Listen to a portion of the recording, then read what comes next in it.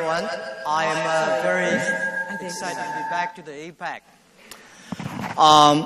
Honestly, I never thought that I would be able to stand here talking to so many wonderful CEOs and business leaders about my dream. 16 years ago in my apartment, that 18 people sit there and we discuss that we want to use the internet to help small business in the world. And I made a talk to my 17 colleagues about our vision, how internet is going to change. And I said one thing, if we people can be successful, 80% of the Chinese people can be successful. Because we are the people without resources, we are the people without money, we are the people without relationship. And we are the people without even knowing the technology.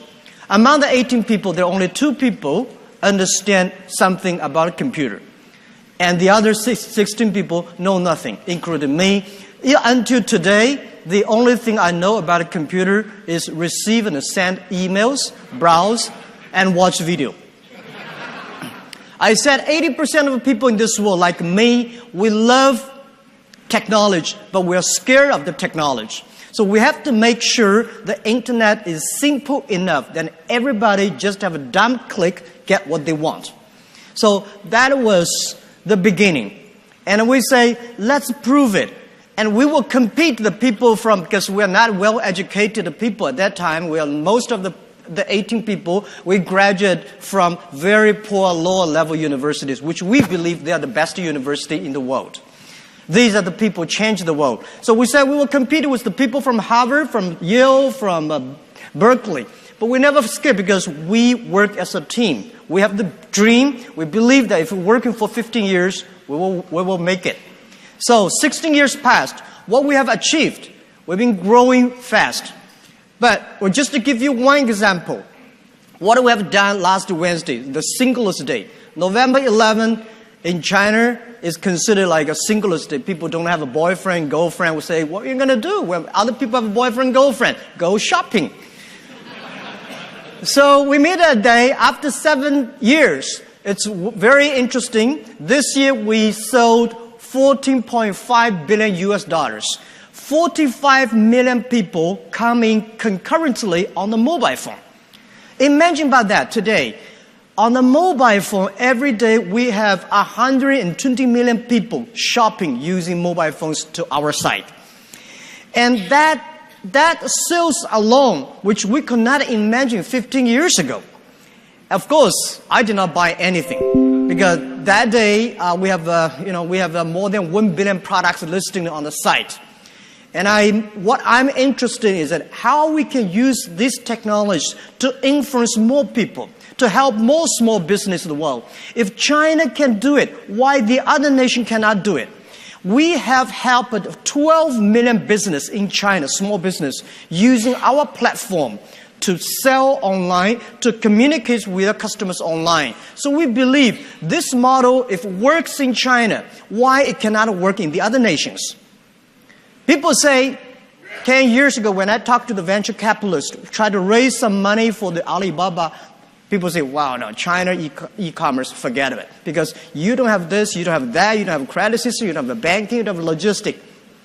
You have such a poor infrastructure country.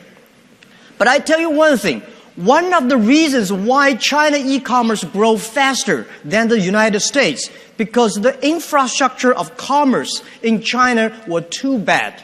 Because we don't have this, we don't have that. When internet comes, we make the infrastructure really works and sophisticated. But in America, because the Walmart, the Kmart, and all the retailers are everywhere. So e-commerce is just like a dessert. In China, e-commerce become the main course. And this Singles Day, we have people from over 200 countries join this shopping day. And this is almost bigger than the United Nations. And 60% of the shoppers are women and 40% of the men. And by the way, the infrastructure of using e-commerce is so amazing and so complicated. We have to finish 80% of transactions per second. And that day, we created more than 60 of 600 million packages because in the afternoon, we have to slow down the sales. Otherwise, the whole China logistics system will be crashed. All right. This record is not created by Alibaba. It's created by the small guys, the young people, the small business.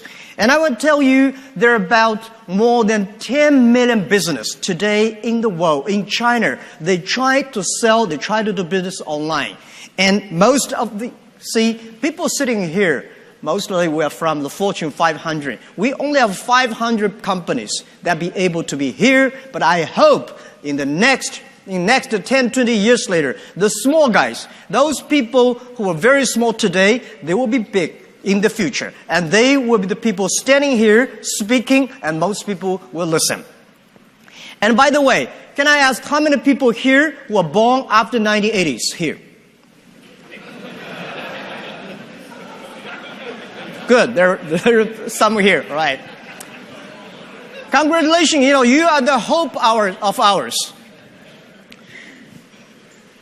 There are about 1.5 billion people in this world that were born after 1980s. This generation is called Internet generation. They're different from my grandfather. My grandfather knows the news by the newspaper. He said, well, the newspaper said. So everything newspaper said, he believed it. My father listened to the radio. He said, radio said. If the radio said, he believed it. My generation watched TV. And my son's generation, they grow, they breathe, everything based on the internet. So guys, let's think about this new generation, 1.5 billion people. They are different from ours. How we can change ourselves to make their need. This is the challenge.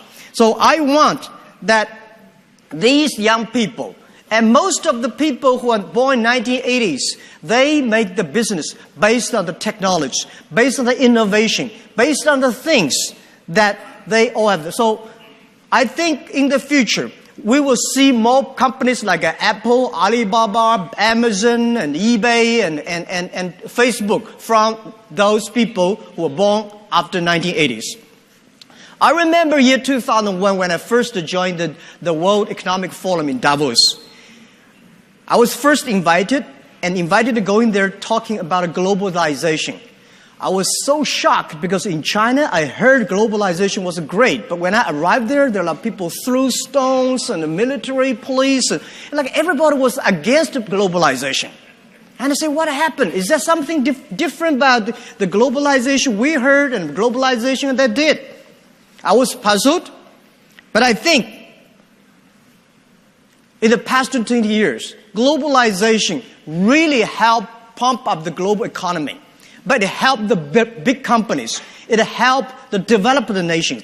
The developing countries and small guys did not benefit enough from the globalizations. So what we should do, what we can helping more people, developing nations, helping more small guys, young people. Because if we do not help, we got more and more disasters coming. How we can make people benefit? The reason why we're choosing Alibaba, people, the name Alibaba, people say, why are you choosing the name of such a strange name? First, because start with A, when everything talk, you rank on the top, Alibaba. And we have a vision that Alibaba and 40 thieves, Alibaba, open the sesame for the other people to benefit, to take advantage of the treasure. So we think Alibaba means open sesame online. There are so many treasures, great things online. How we can use this kind of treasures to distribute, let the whole world benefit from it.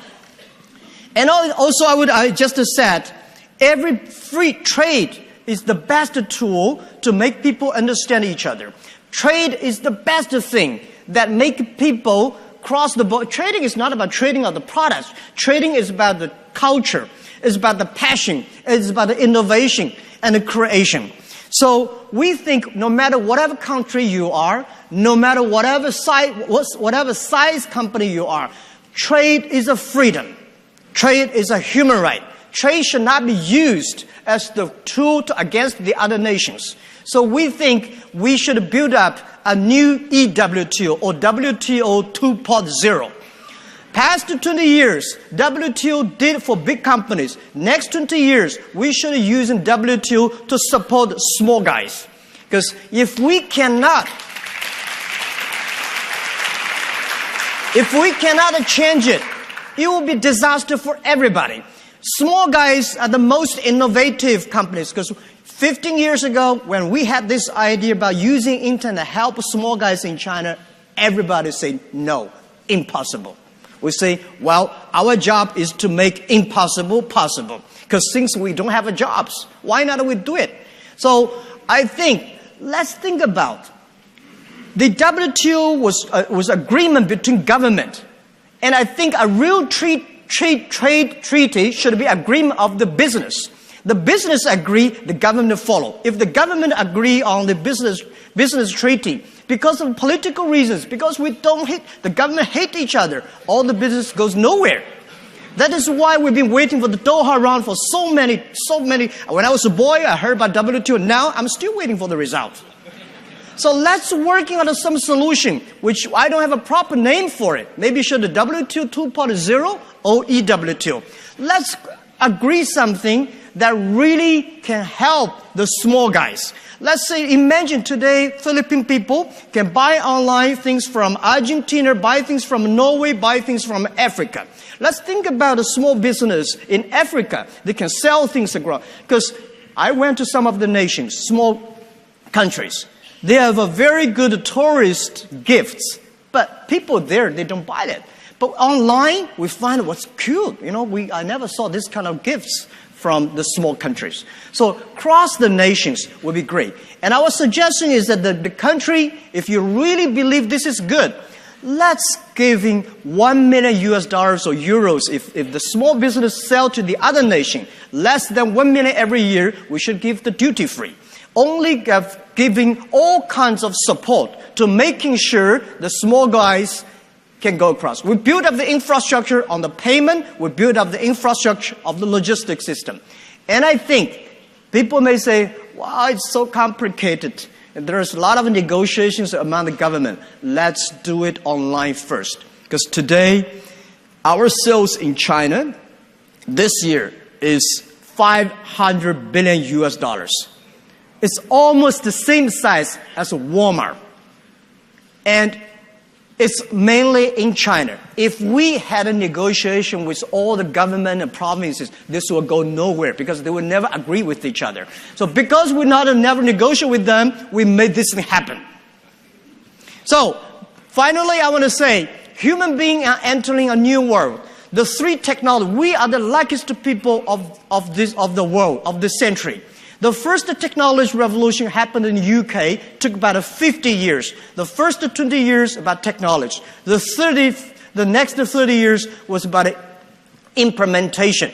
And the second technology age happened in the United States. First 20 years technology, next 30 years is about implementation of the technology. Now, internet, we just passed 20 years. The next 30 years is how we can implement this thing into everybody's life, into every aspect of life. So every technology takes about 50 years. Think about the first technology, we have the organization called a factory, and it caused the First World War. The second technology, we have the organization of the company, they call it company, and we have the Second World War. So people don't worry about today, there are a lot of problems on the internet. We should have the Third World War against the poverty, the climate change, and the disease. So the first technology released people's muscle. The second technology released the distance, people, how far you can go. So now that's why we see the Mars, we see the moons, but we know so little about ourselves, our inside of the heart. So I think this technology is release of the brain. And this is going to change big. The world is going to be changed a lot. A lot of women leaders will be there. We have to build up a world that is more transparent, a world that is more inclusive, a world that is care the others, empower the others. So I'm very optimistic about the future. I believe trust of the young people. Believe them, help them, empower them, because we are entering into a world that should be innovative. There are a lot of problems, but as always, my philosophy of doing business, because This is my philosophy. I want to share with you. Today is difficult. Tomorrow is much more difficult. But the day after tomorrow is beautiful. Most people die tomorrow evening. You got to working hard.